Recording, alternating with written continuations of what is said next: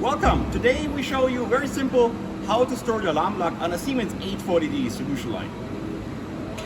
First, menu select, then diagnostic, then go alarm lock, he's loading it, then save lock, you see it's now stored, menu select again, then setup, then system data, then you see here the whole folder, and then you find here on the locks the alarm lock.